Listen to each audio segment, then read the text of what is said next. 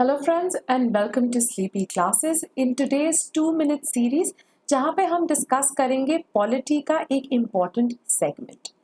अब हम जो है इसको रिलेट करेंगे न्यूज़ से जो कि मार्च 12 को काफ़ी ज़्यादा आई थी, जहाँ पे उत्तराखंड की गवर्नमेंट ने जो है रिक्वेस्ट किया है सेंट्रल गवर्नमेंट को कि वो ILP जो कि इनर लाइन परमिट है वो हटा दें। कहाँ से?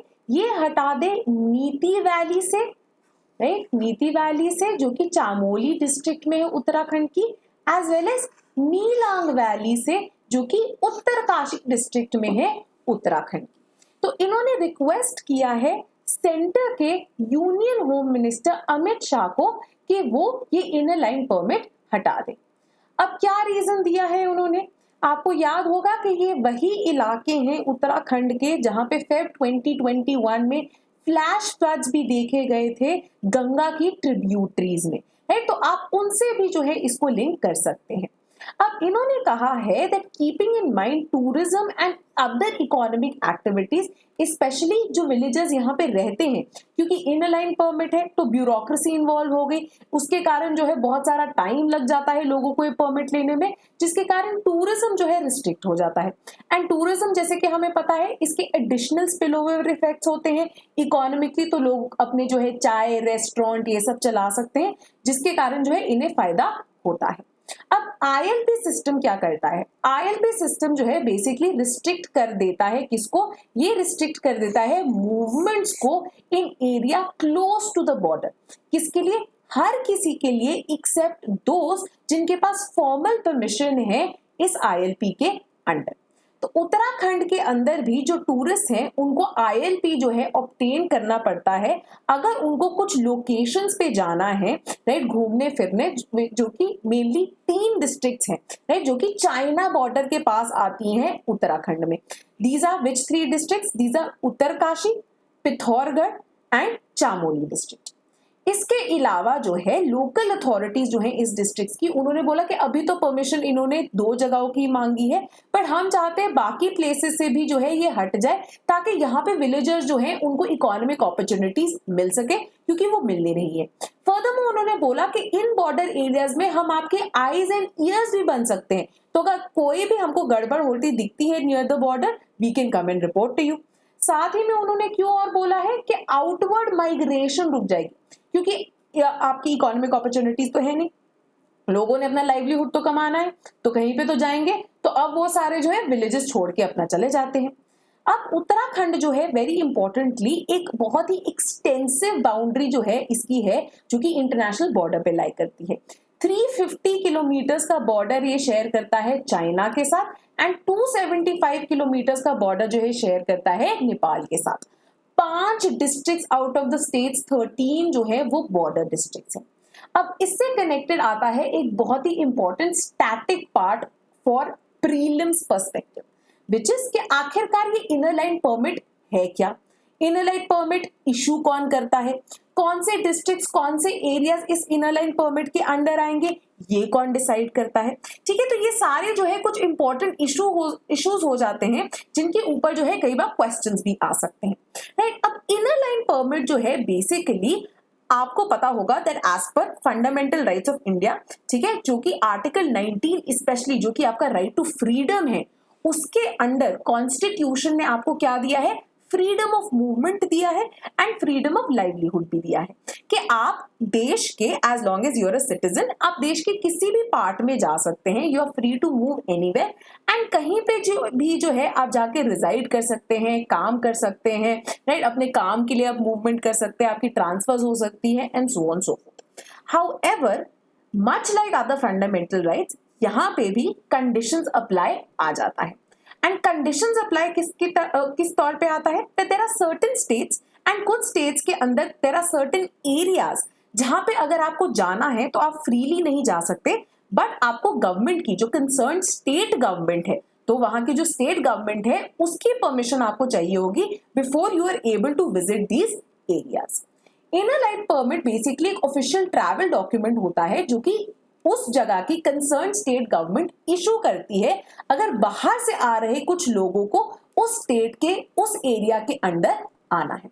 सो if you are an Indian citizen who is planning to travel to these areas, आप उस स्टेट की गवर्नमेंट से परमिशन मांगते हैं, जो कि आपको एक ऑफिशियल ट्रैवल डॉक्यूमेंट काफी नॉमिनल प्राइस पे अराउंड 150 200 ये वेरी करता है, आपको वो इशू कर सकती है।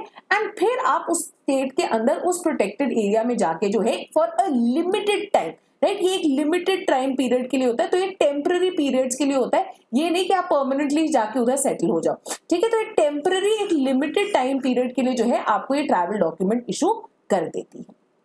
अब शुरुआत कैसे हुई थी ये ILP की? Much like a lot of laws in India, ये इनर लाइन परमिट भी जो है एक कॉलोनियल लॉ था, एक कॉलोनियल डेवलपमेंट थी, जो कि ईस्ट इंडिया कंपनी के अंडर जो है ये डेवलप की गई थी, राइट। तो ये इनफैक्ट आया था अंडर द, जिसको हम बुलाते हैं Bengal eastern frontier regulation act of 1873। So this is before what, this is आपका जो ब्रिटिश कॉलोनियल रूल है उस दौरान जो है ये बनाया गया है। This is much much before the Indian independence which comes much later in 1947। तो 1873 के अंदर जो है ये बनाया गया ब्रिटिश गवर्नमेंट द्वारा। किस काम के लिए ये बनाया गया? रिस्ट्रिक्ट करने के लिए entry as well as regulate करने के लिए स्टे आउटसाइडर्स का इन सर्टेन पर्टिकुलर एरियाज। अब ब्रिटिशर्स क्यों रेगुलेट करना चाहते थे? ठीक है, उनके साथ तो ऐसा कुछ नहीं था कि चाइना का बॉर्डर तो तब भी शेयर करता था, पर उनके तो वो कंसर्न्स ही थे जैसे आज हमारे नेशनल सिक्योरिटी के कंसर्न्स है।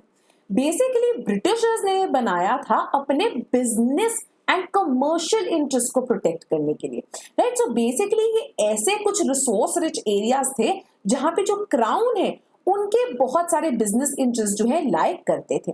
तो इसीलिए जो ब्रिटिश सब्जेक्ट्स थे, दैट इज बेसिकली इंडियंस, इनको ये रोकना चाहते थे from trading in these areas and अपनी मोनोपोली ये बना के रखना चाहते थे।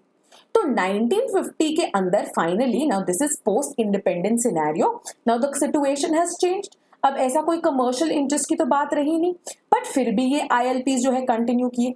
Now not for business reasons, but अब ये सिक्योरिटी एंड अदर पर्पसेस के लिए जो है ये मेंटेन करके रखा जाने लग गया, जो आपका ILP का पूरा सिस्टम था। And now instead of British subjects, ये ब्रिटिश सब्जेक्ट्स जो है इसको रिप्लेस कर दिया गया किससे? इसको रिप्लेस कर दिया गया with the term citizen of India. अब ये जो है क्यों बनाया गया था? इसका मेन आइडिया था कि देखिए ये कुछ ऐसे एरियाज हैं जहां पे कुछ वल्नरेबल पॉपुलेशन रहती है, पर्टिकुलरली ये ट्राइबल एरियाज हैं। तो यहाँ पे जो लोकल ये पॉपुलेशन है, इनका कल्चर हो गया, इनके इंटरेस्ट हो गए, इनके लाइवलीहुड्स हो गए, राइट, क्योंकि से ये फॉरेस्ट डिपेंडेंट एक्सेट्रा हो सकते हैं। तो इन इंडिजिनस पॉपुलेशंस के इंटरेस्ट बचाने के लिए उन्होंने इनर लाइन परमिट का सिस्टम बना दिया, जो कि रिस्ट्रिक्ट करता है आउटसाइडर्स, दैट इज बाकी स्टेट से आ रहे इंडियन सिटीजन्स की entry into these particular areas.